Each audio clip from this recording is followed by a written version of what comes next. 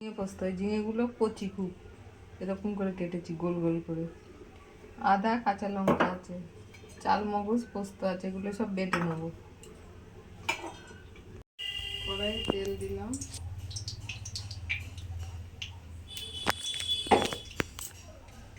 দুটো শুকনো লঙ্কা দিলাম,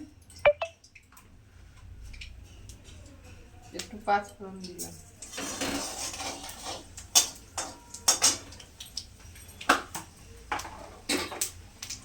ওই যে মশলাটা দিয়ে দিলাম, পোস্ত আদা লঙ্কা চাল মগজ বাটা, জল দিয়ে দিলাম,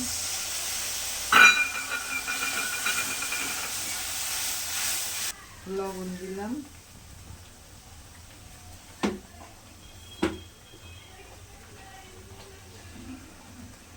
হলুদ দিলাম,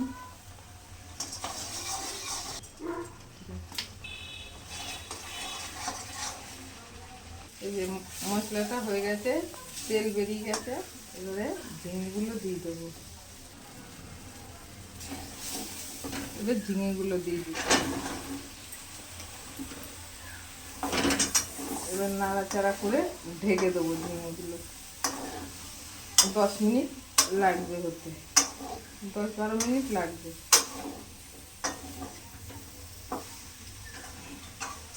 জল দেবো না কিন্তু, এমনি হয়ে যাবে।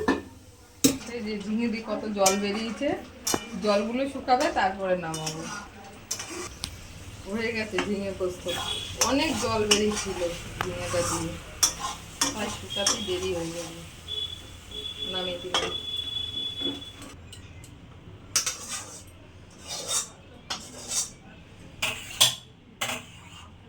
দিদির ভাত নেই।